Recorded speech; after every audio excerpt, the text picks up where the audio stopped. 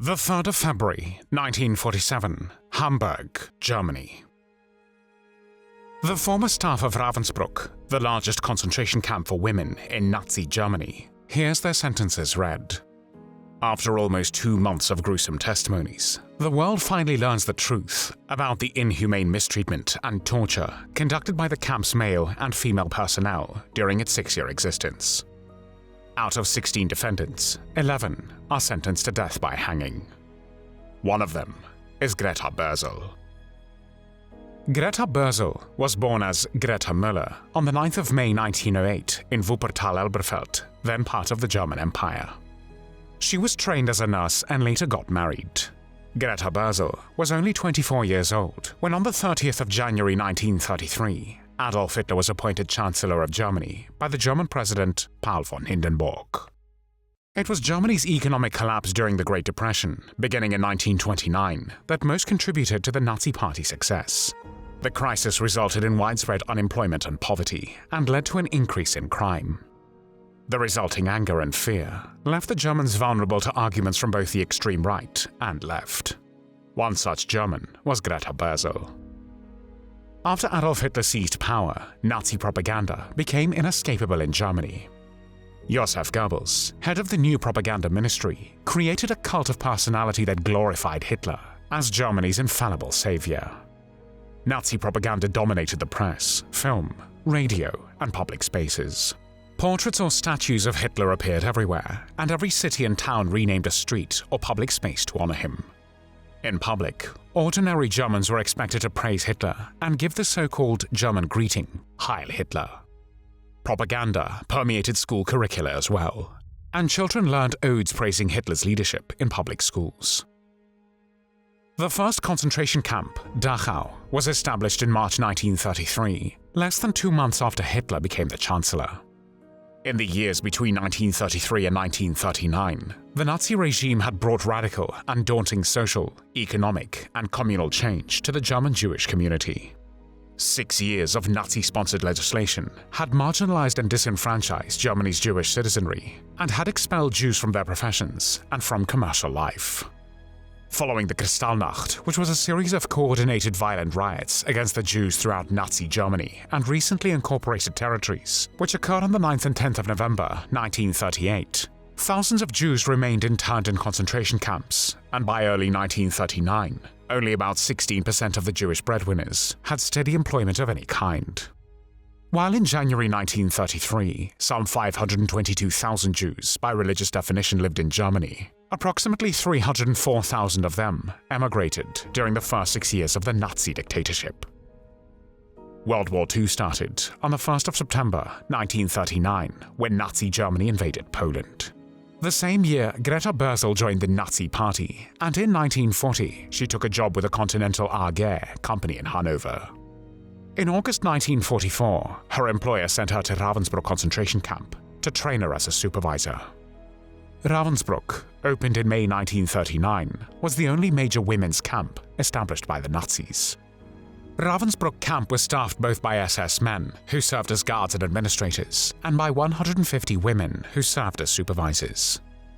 These female supervisors were either SS volunteers or women who had taken the job for the good pay and working conditions.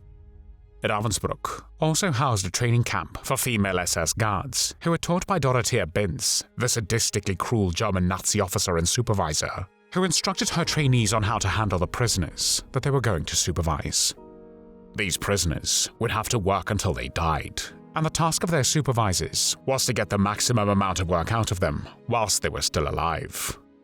Ravensbrück thus also became a training center, or a school of violence, for about 3,500 female guards, who went on to serve either there or at other concentration camps. Starting in the summer of 1942, SS medical doctors subjected prisoners at Ravensbrück to unethical medical experiments. The main coordinator of these experiments was Karl Gebhardt, and his assistants became Drs. Hertha Oberhäuser and Fritz Fischer.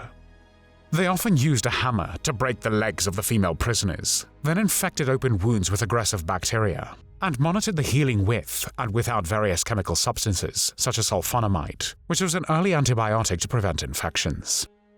Believing it could help in treating amputee soldiers, they also tested various methods of setting and transplanting bones.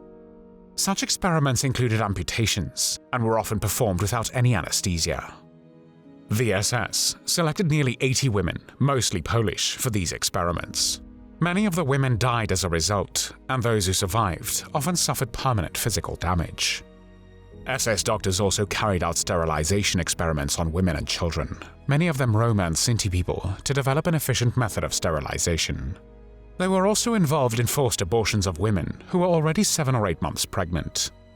In addition to these forced abortions, they were also known for the beating of pregnant women to cause miscarriages and the killing of newborns.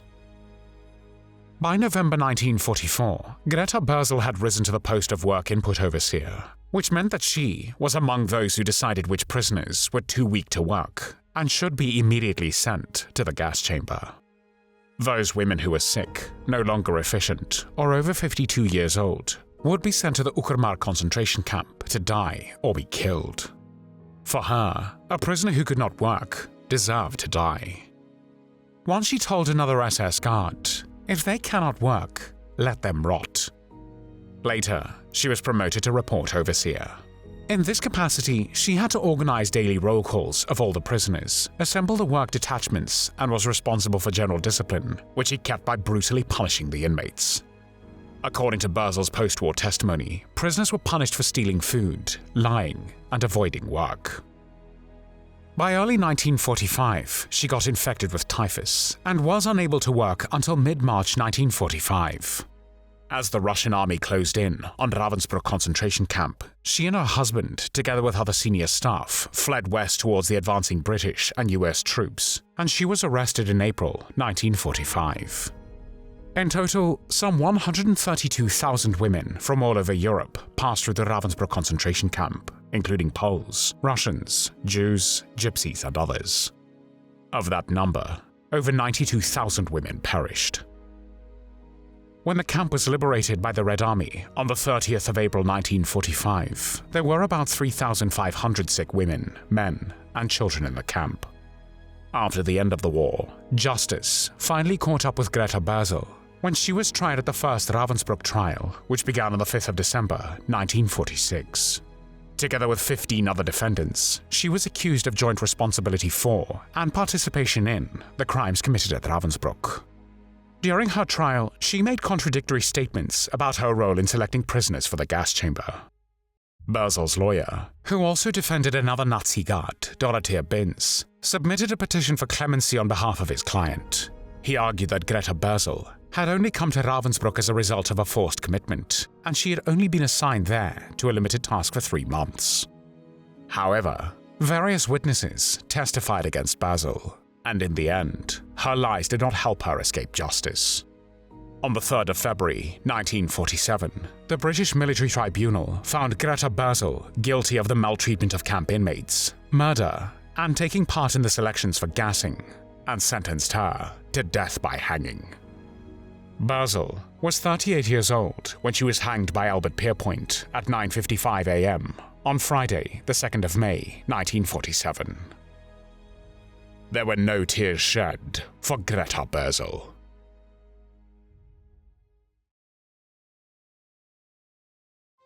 Thanks for watching the World History Channel. Be sure to like and subscribe, and click the bell notification icon so you don't miss our next episodes. We thank you, and we'll see you next time on the channel.